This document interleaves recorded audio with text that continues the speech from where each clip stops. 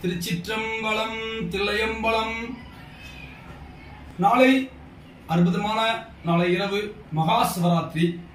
குலதெய்வத்துக்கெல்லாம் தலைவனான மகா சிவராத்திரி அன்று அடியார்கள் அனைவரும் ஒவ்வொரு தன்னுடைய குலதெய்வத்தை நோக்கி போவாங்க. அந்த வகையில் கன்னியாகுமரி மாவட்டத்தில் 12 ஆலயங்களை சிவாலய ஓட்டம் சொல்லி போவாங்க. அதே மாதிரி மதுரையும் போகலாம். அடியார்களுக்கு அந்த ஒரு சிந்தனையை ஊட்டுவதற்காக மதுரை அன்பர்களுக்காக மதுரையில் பெரும்பாலும் ஒரு சில கோயில்கள் தான் தெரியும். ஆனா நிறைய கோயில் இருக்கு. மதுரையில் நகர்லையும் சரி சுத்து வட்டாரத்தில் நிறைய கோயில் இருக்கு. அதை அடியார்களுக்கு சொல்லணும்னு சொல்லி விரும்பினேன். அந்த வகையில் ஆலவாயர் அருப்பணி மன்றம் சார்பாக பல நேரங்களில் பல ஆலயங்களுக்கு போயிட்டு வர்றோம்.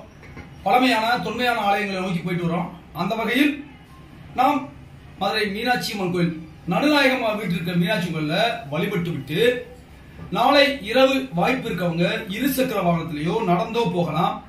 அங்கிருந்து புறப்பட்டு ஆரப்பாளையத்திலிருந்து சிம்மக்கல் செல்லும் சாலையில பிட்டிக்கு மண் சுமந்த ஆலயம் இருக்கு.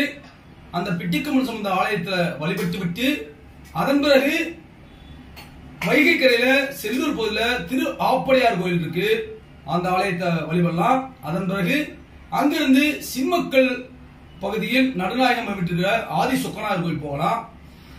அந்த ஆலயம் முடிச்சுட்டு அப்படியே தெப்பக்குளம், அதாவது காமராஜர் சாலை வழியா போனோம்னா தெப்பக்குளம் இருக்கு. தெப்பக்குளத்துல முத்தீஸ்வரர் கோயில் இருக்கு. அந்த ஆலயத்தை வழிபடலாம். அதன் பிறகு மீண்டும் அந்த காமராஜர் சாலை வழியாக தெற்கு மாசி வீதி வந்தோம்னா ஒரே ரோடு அங்க வந்தோம்னா தென் திரு ஆலவாய சுவாமி கோயில் இருக்கு. காபா ஜவுளிக்கடை பக்கத்துல பழைய சிறி சினிமா திட்டு பக்கத்துல அங்க வழிபடலாம். அதை வழிபட்டு விட்டுட்டு திரும்பவும் அப்படி நேரம் வந்தீங்கன்னா பெரியார் பேருந்து நோக்கி வந்தீங்கன்னா அந்த டிஎம் கோட்டு பகுதியாக மேலமாசூதி பக்கம் வந்தோம்னா மேலமாசூதியில இன்மையில் நன்மைவார் கோயில் இருக்கு. இந்த ஆலயத்தில் வழிபட்டு விட்டு மறுபடி நீங்க உங்களுடைய இல்லம் நோக்கி செல்லலாம் அல்லது ஏதோ ஒரு ஆலயத்துல நீங்க வழிபடலாம். இன்னும் இந்த தகவல்கள் தொடரும். சிவாய நமக. திருச்சிற்றம்பலம்.